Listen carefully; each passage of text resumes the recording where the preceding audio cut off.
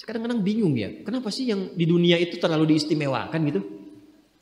Mengistimewakan yang hilang itu nggak ada kerjaan. Mengagungkan yang hancur, yang sifatnya fana, rasanya biasa. Apa yang mau dibanggakan sih?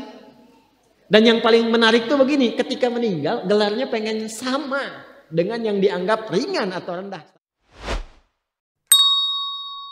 Beliau ini Abbas sesibuk-sibuknya itu masih berpikir investasi. Saya boleh sibuk nggak dapat semua hadis Nabi, tapi anak saya mesti mendapatkan yang luput dari saya.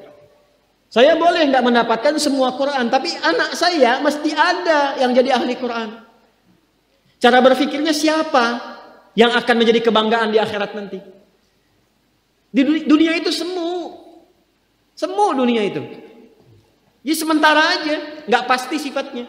Perbedaan status sosial itu hanya istilah-istilah yang disematkan manusia saja. Ini kaya, ini miskin, ya kan? Yang ini punya jabatan, yang ini biasa-biasa. Itu istilah manusia. Toh pada akhirnya semua kembali ke tempat yang serupa. Dan menariknya begini, yang kaya, yang punya jabatan, tetap di akhir hidupnya pengen punya gelar yang sama dengan yang miskin. Atau dengan yang disebut miskin.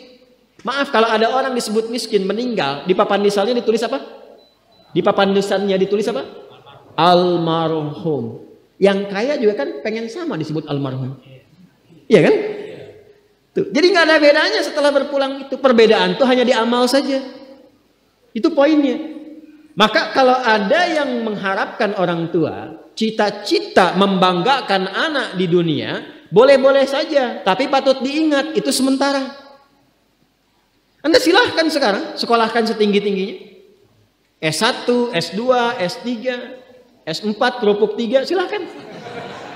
Mau dalam negeri, luar negeri, mau di Nagreg, mau di California, mau di Chicago, di Chicago, di Singapura, silahkan. Itu pilihan. Tapi saya cuma mau katakan begini, itu sementara. Dan persaingannya tidak istimewa. Karena jangan pun Anda yang beriman, yang belum beriman pun bisa melakukan itu. Apa yang dikira yang hebat matematika itu anak Anda saja. Anak orang lain pun bisa. Halo? Apa Anda kira yang jago fisika itu anak Anda saja yang beriman? Yang belum beriman pun bisa. Ya. Jadi perlombaannya itu rata semua. Dan gak ada yang istimewa. Kadang-kadang bingung ya, kenapa sih yang di dunia itu terlalu diistimewakan gitu? Mengistimewakan yang hilang itu nggak ada kerjaan. Mengagungkan yang hancur, yang sifatnya fana, rasanya biasa. Apa yang mau dibanggakan sih? Dan yang paling menarik tuh begini, ketika meninggal gelarnya pengen sama dengan yang dianggap ringan atau rendah status sosialnya itu. Tadi kalau orang miskin meninggal gelarnya apa? Ternyata yang kaya pun pengen sama almarhum juga. Kalau rakyat yang meninggal di papan nisannya ditulis apa? Almarhum. Ternyata pejabat juga pengen begitu, sama juga. Saya belum pernah dengar nanti kalau saya meninggal tulis gelarnya almaun ya. Gak ada. Tetap almarhum juga. Jelas ya? Nah, maka yang dipikirkan tuh perlombaan yang sejati itu begini. Perlombaan yang sejati itu adalah perlombaan untuk kehidupan yang abadi yang gak fana lagi. Jadi kalau pada saat itu unggul selamanya karena nggak ada kematian lagi setelah itu. Itu yang dimaksudkan hadis Nabi. Kalaulah ada dunia ini punya nilai walaupun itu hanya bagian dari satu sayap nyamuk saja, ya, tentu tidak akan pernah Allah memberikan itu semua kepada orang-orang yang ingkar kepadanya. Ya. Karena kalau diberikan nggak adil di situ. Karena itu sifatnya fana, ujian saja. Pada akhirnya kembali. Nah, Abbas itu mampu membaca itu. Ini kehidupan sejak di zaman jahiliyah loh. Awas ya. Jadi risalah Islam itu membimbing pengikutnya, umatnya untuk berpikir lebih cerdas. Ini visioner. Makanya jadi muslim itu mesti cerdas. Beriman itu membuat Anda lebih pintar. Saya tanya begini ya, maaf ya. Sekali lagi mohon maafkan saya kalau perumpamaan ini kurang menyenangkan. Kalau ada yang abadi dengan yang sementara, Anda pilih yang mana? Masa? Sholat itu untuk yang abadi atau yang sementara? Abadi. Baik. Mobil itu untuk yang abadi atau yang sementara? Pilih yang abadi apa sementara?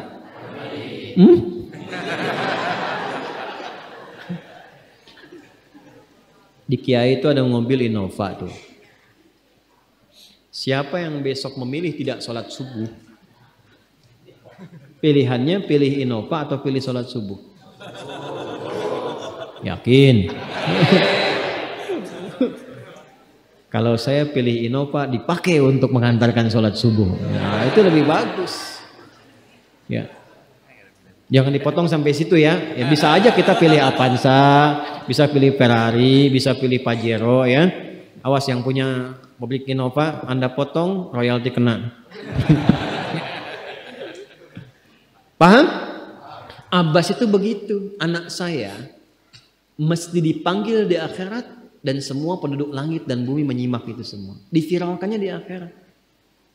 Viral dunia itu sementara, internetnya diputus gak viral lagi. Kadang-kadang yang viral kemarin kan sekarang nggak ada lagi, ya kan? Yang viral tahun lalu sekarang sudah nggak ada, ya kan? Jadi belum selesai kehidupan sudah hilang juga viralnya. Akhirat itu selamanya.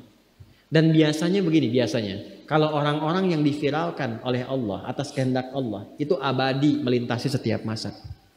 Jadi ada yang viral karena berita, ada yang viral karena doa dan kehendak Allah Subhanahu wa taala. Itu yang diviralkan langsung atas kehendak Allah itu melampaui zamannya. Makanya kisah ini pun bertahan sampai sekarang. Nah, Abbas itu berpikir, saya boleh sekarang jadi pebisnis pedagang, tapi anak saya mesti menguasai apapun yang pernah diajarkan oleh Nabi. Maka anak kecil ini sejak dini mengikuti Nabi. Sejak dini lekat dengan Nabi. Maka ketika Nabi tidur pun itu ikut berkunjung karena keluarganya. Nah, inilah yang didapatkan oleh kita hadis tentang bangun tidur. Jadi hadis tentang bangun tidur itu diriwayatkan oleh anak kecil yang umurnya belum genap balik. Main-main ke rumah Rasulullah, ke rumah bibinya Sayyidah Maimunah, ingin tahu bagaimana cara bangun malamnya Nabi. Itu diikutin sampai dilihat gimana bangunnya. Duduk dulu, kata beliau duduk dulu. Kemudian mengusap dengan bagian tangan yang diduga bersih untuk menghilangkan bekas ngantuknya. Setelah itu membaca khawatimah surah Ali Imran.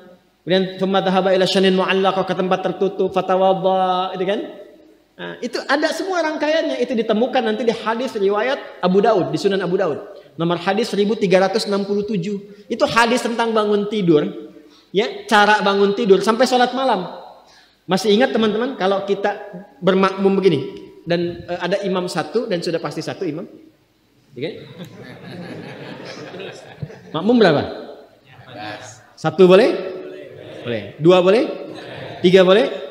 Empat boleh? Jadi imam berapa? Makmum? Empat. Laki-laki imam makmum? Imam, baik, bagus ya. Nah, dan imam kan laki-laki. Kalau perempuan imam untuk perempuan kan? Laki-laki untuk perempuan dan untuk laki-laki. Fokus ini. Kalau satu begini, satu laki-laki, kemudian di belakang laki-laki. Ini kan posisinya boleh sejajar kan? Ya kan?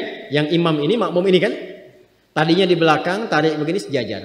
Ini yang meriwayatkan anak kecil yang belum balik itu. Itu riwayat Ibnu Abbas.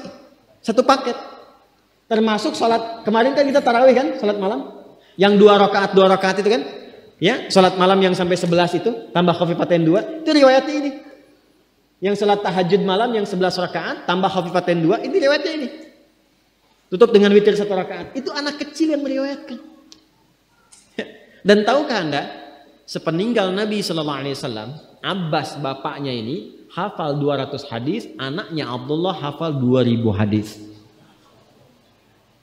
Begitu caranya. Anda di sini ada yang diplomat, yang di kantor, yang taruhlah berdagang misalnya, ibu rumah tangga, ya, dan sebagainya. Boleh, nggak apa-apa. Saat ini kita mungkin belum maksimal, tapi jangan biarkan ada satu di antara anak keluarga kita yang tidak jadi kebanggaan di akhirat. Tolong ya, tolong pulang dari sini dilihat. Anak Allah titipkan kepada saya berapa anak? Tolong siapkan jadi kebanggaan akhirat. Satu aja jadi ahli Quran tuh. Untuk pelita di rumah tuh, penghilang kesedihan, penghilang kegelisahan. mendatangkan semangat. Itu demi Allah saya katakan gak ada yang paling indah kecuali saat ayah pulang ke rumah. Tiba kemudian dia melihat anaknya yang kecil sedang murajaah. Amma yatasaalun. Bahkan surat yang bapaknya sendiri belum hafal. Jangankan pulang ke rumah, Anda sedang mau rapat, dikirimi video anak Anda 3 tahun membaca surah Al-Ikhlas. Itu hati tenang. Itulah Quran. Itulah Quran.